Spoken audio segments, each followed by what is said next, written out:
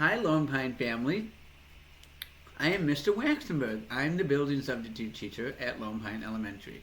I'm going to continue reading the book called Otter by Catherine Applegate. And I'm going to be reading pages 152 to 170. So here we go.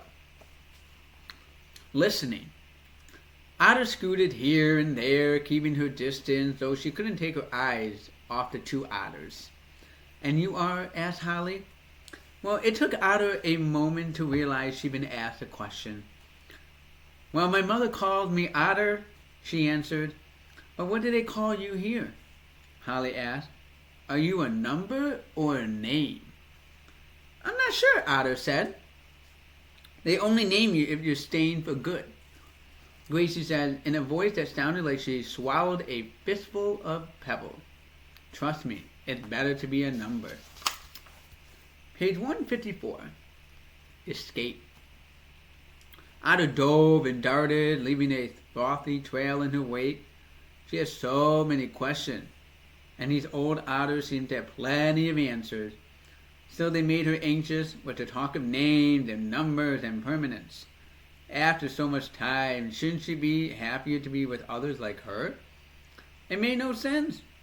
She longed for the calm of her cage, her shallow pool, her colorful shells with their secret treats.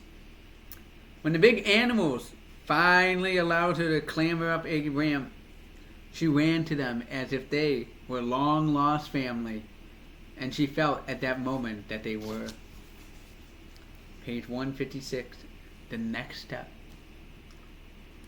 Every day after that, Otter visited the large tank. Deep dives soon became an effortless joy. While she zipped up and down the tank, perfectly new moves, Otter peppered the otters with questions. They seen pups like her come and go before. They said she was there to learn to dive deeper than her. Usually Spot allowed. The pup pool, they called it. Before long, though, Otter would probably be promoted. Moved on to the next step. The ocean.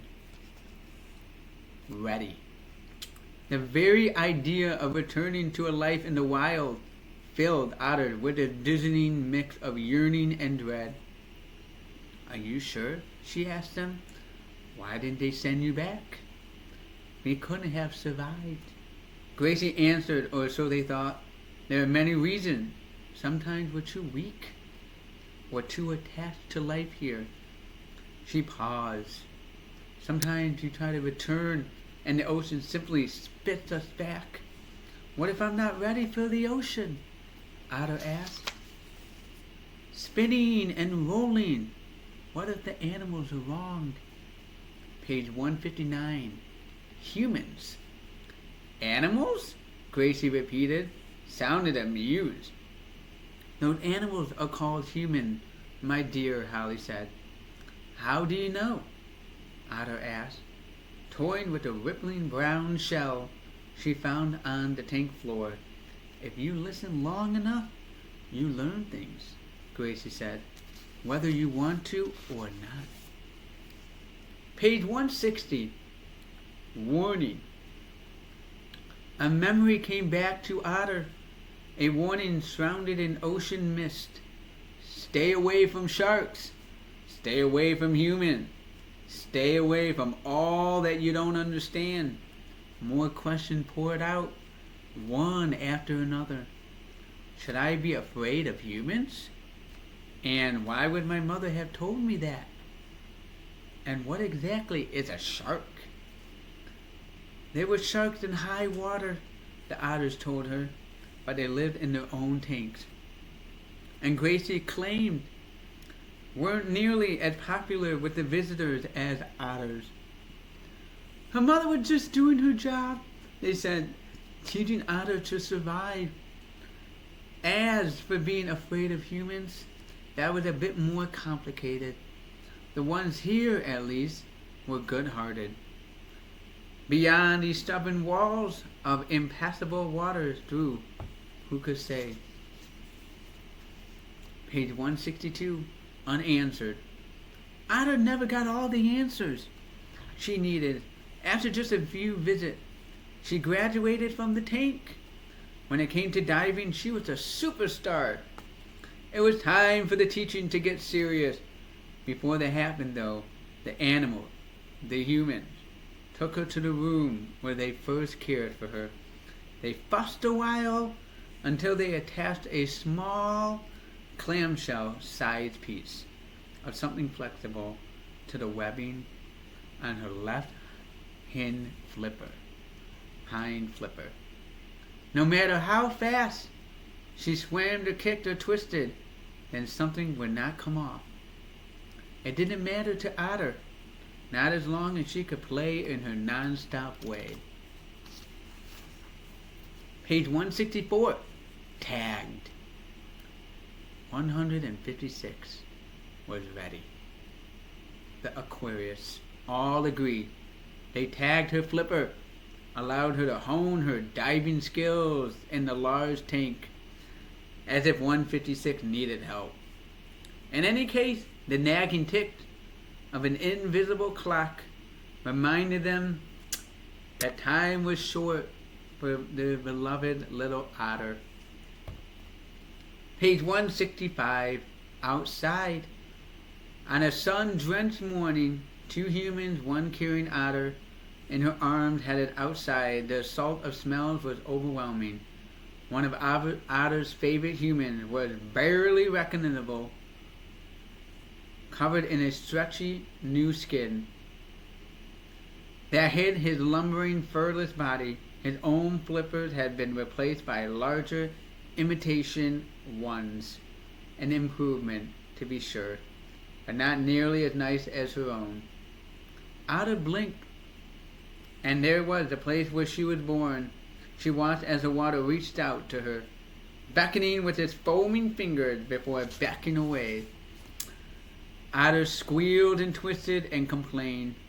What were they waiting for? This was where she belonged. Page 167, open. The human with new skin and fresh flippers took Otter in his arms and stepped into the surf. Without a pause, she dove. The water was frigid and murky, and the bewildering waves swallowed her down. The noise was deafening. Did the ocean ever stop talking? And Otter realized they made a terrible mistake. She wasn't ready for this. Not even close to ready. Page 168, panic. She was panicking, twisting and flipping, but then there he was, the human, pretending to be an otter. His hand brushed against Otter.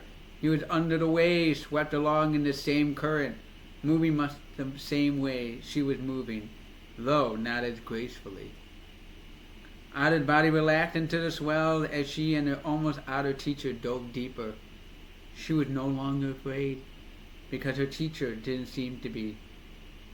She was with someone who had brought her this far, someone who seemed to think she could go even farther.